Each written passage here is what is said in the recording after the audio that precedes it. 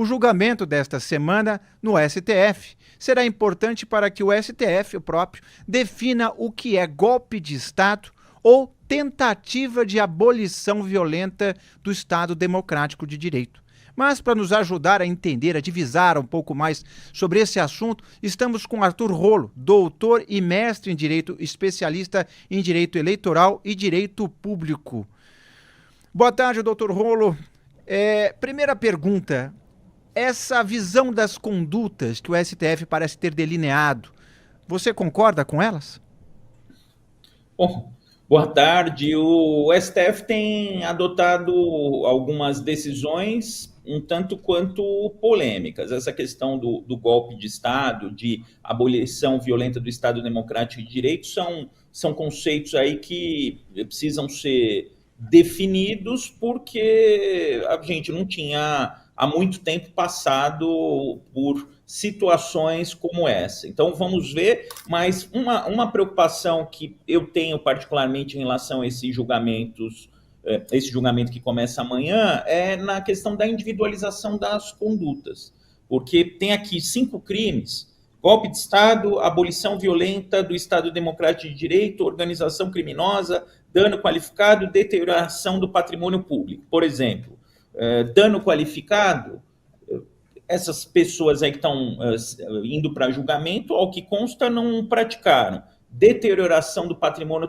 tombado também não. Organização criminosa, sim, que eles estão aí mencionados como líderes da organização criminosa, e a abolição violenta do Estado Democrático de Direito e golpe de Estado também. Então seriam 3 crimes, esses outros crimes aqui de dano qualificado e deterioração do patrimônio, eu não vejo como aplicar a essas pessoas, mas para isso tem a denúncia, se a denúncia vai ser recebida ou não, está todo mundo falando que já é jogo de cartas marcadas, né? Aí a população tem dito, até pelas enquetes que vocês realizaram, mas, por exemplo, tem 2 crimes aqui que provavelmente não vai ser recebida a denúncia em relação a esses 7 réus. Então tem coisas aí para ser discutidas, sim, nesse julgamento que começa amanhã. Doutor Rollo, deixa eu lhe perguntar uma questão, porque o senhor tocou em um ponto que eu acho que ele é um ponto que pode fragilizar uma eventual, a própria denúncia em si. Quando a gente fala de individualização das condutas. E aí a gente está falando basicamente, quando o senhor fala da questão do crime de dano contra o patrimônio público e patrimônio tombado. Porque na peça da PGR, a PGR ela analisa o todo, né? Ela faz uma análise do filme, não necessariamente do fato. Então ela pega desde o primeiro semestre de 2022, vai narrando, até chegar ali no 8 de janeiro, que é a parte mais complicada dessa denúncia, porque é quase visto como um plano Z, não é? Você teve o ataque das urnas, enfim, aí você teve a questão, os protestos de caminhoneiros, teve protesto, interrupção do fluxo de veículos em vias públicas, dezembro, o ataque próximo à Polícia Federal, até chegar no 8 de janeiro. Quer dizer, você teve vários planos aqui. Doutor, eu queria que o senhor me falasse para a gente como é que o senhor analisa essa estratégia da Procuradoria-Geral da República, porque no momento em que ela olha para o filme e não para a foto, me parece que ela quer ganhar, né, essa primeira fase do processo. Parece que ela quer que os juízes acatem a denúncia a partir de uma conduta delitiva contínua, sem estabelecer necessariamente o que fez, quem fez, de que forma fez. Isso pode fragilizar esse processo nos demais momentos. Quer dizer, no momento em que o STF, no momento que a Procuradoria opta por enxergar o filme, e aí a PGR também acaba utilizando um recurso retórico para não individualizar condutas e não ir ali no ponto do cerne da questão? Bom, a individualização das condutas é algo essencial em se tratando de uma denúncia criminal. Então, isso que a gente está conversando aqui é um dos temas que vai ser decidido amanhã.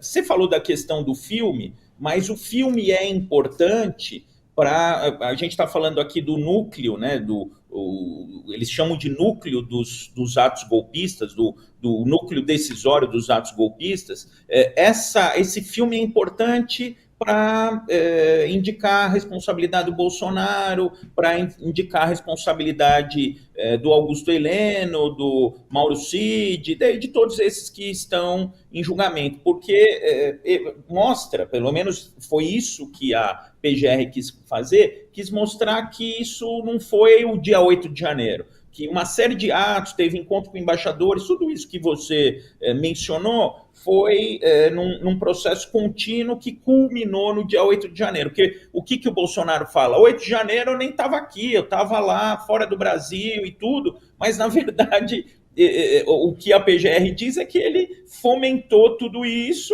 e aí quando a bomba estava para explodir, ele viajou. Então, sob o ponto de vista da PGR, na minha concepção, para esses primeiros crimes aqui, golpe de Estado, abolição violenta do Estado Democrático de Direito e organização criminosa, eu acho que o filme é importante, mas são 5 crimes aqui e não pode ficar crime solto, e tem que imputar conduta, o que fez o Almir Garnier Santos, o que fez o Anderson Torres, isso é descrito ao longo da denúncia, mas é isso que vai ser examinado. Olha, vamos receber a denúncia contra o Jair Bolsonaro, que o Jair Bolsonaro fez isso.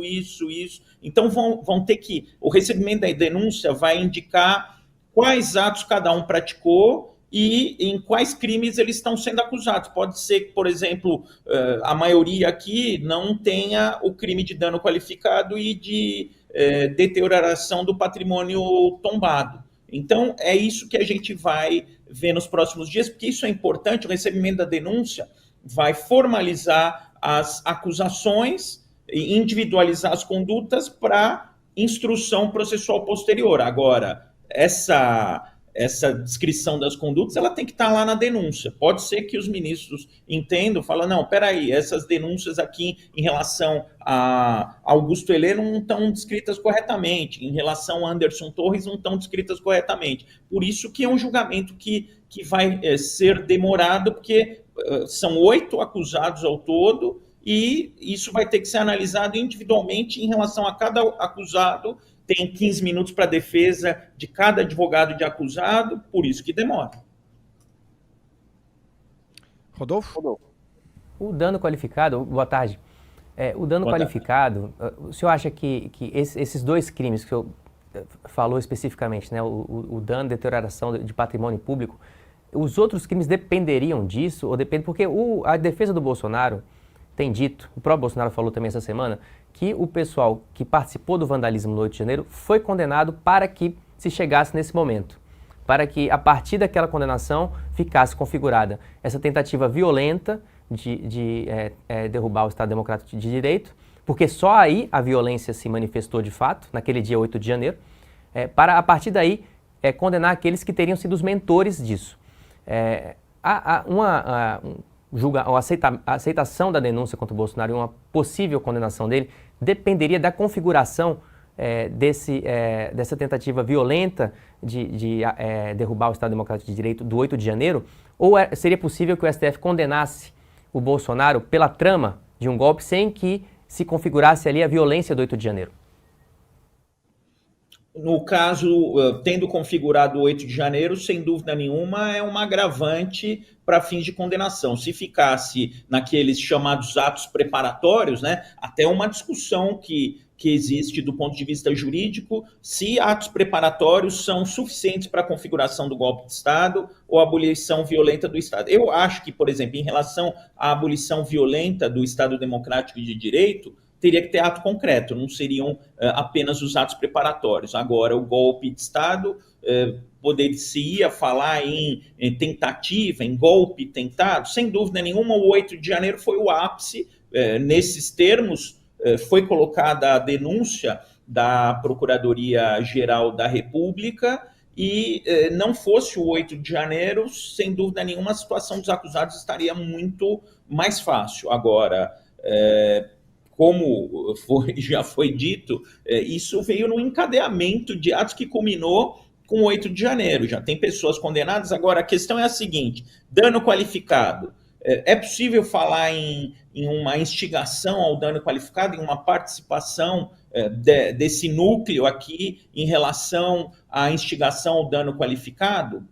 Aí precisa ter algum elemento concreto, né? Precisa ter uma instigação concreta. Da mesma forma, em relação à deterioração do patrimônio tombado. Eu acho que esses crimes aqui são tênues em relação a esse grupo aí nuclear dos atos golpistas, né? Mas, em relação ao golpe de Estado, abolição violenta e organização criminosa, esse encadeamento de atos, aquele filme que já foi mencionado aqui, é bastante forte, pelo menos para receber a denúncia. Se vão ser condenados ou não é outra história, porque recebeu a denúncia, formalizadas as acusações, vai ter o que a gente chama de instrução probatória, vão ser colhidas as provas, ouvidas as testemunhas de acusação, as testemunhas de defesa, que vão indicar se todos aqui cometeram os crimes ou se não cometeram. E provavelmente vai ter gente que vai ser condenada no final e vai ter gente que vai ser absolvida. É para isso que tem instrução probatória.